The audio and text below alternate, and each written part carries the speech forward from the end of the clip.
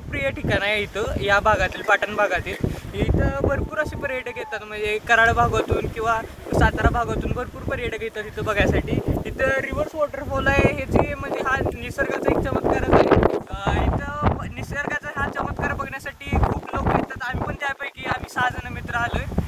निसर्गाचा हा चमत्कार आपण बघताना आपण आपला जीव सांभाळून आपल्या जीवनाचा आनंद घेतला पाहिजे.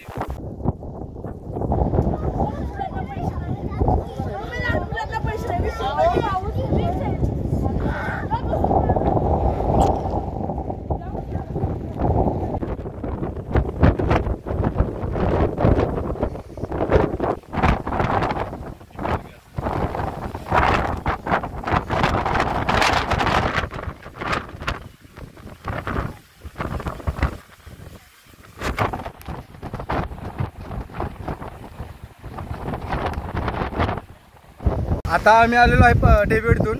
पाटण तालुका आमचा आहे, पण आता आम्ही सडा वाघापूरमध्ये तारळे गावात आहे. पण इथं आल्यानंतर आम्हाला एवढं मन म्हणजे असे सांगता येईल झाले असं वाटते, शब्दात आनंद आहे ना.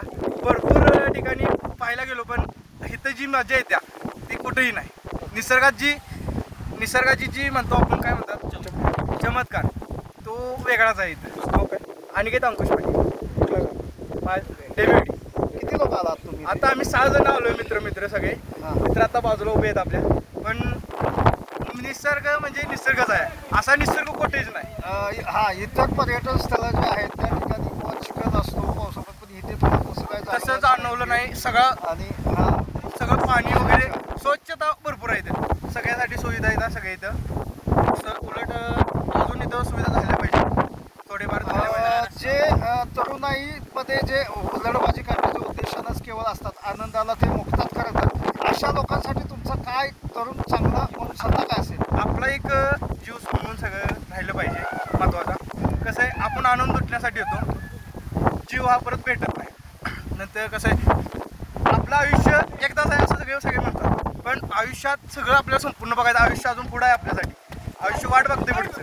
पण आपण एवढ्यासाठी काही पण येडापणा करून काय करू नये.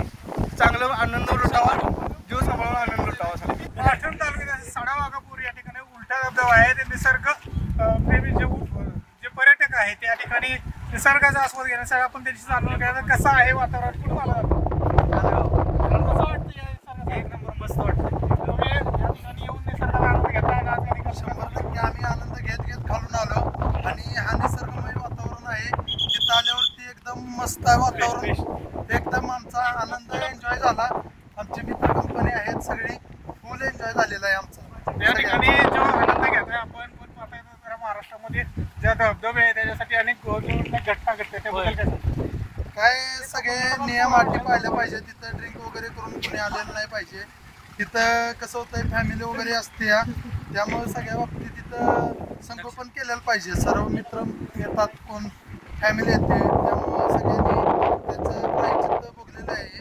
त्यामुळे इथं सगळ्यांनी नियम अटी पाळून यायचं आहे. नियम अटी पाळून यायचं. आपण काय मित्र काय सांगतो या ठिकाणचं वातावरण बघताय कसं वाटतं? एकदम वातावरण एकदम मन फ्रेश होतं, व आता मन वृत्ती वाटायचे, नवीन ठिकाणी बघायला भेटतात, आणि काय वगैरे करतात. नक्कीच या ठिकाणी जे पर्यटक आहेत आपला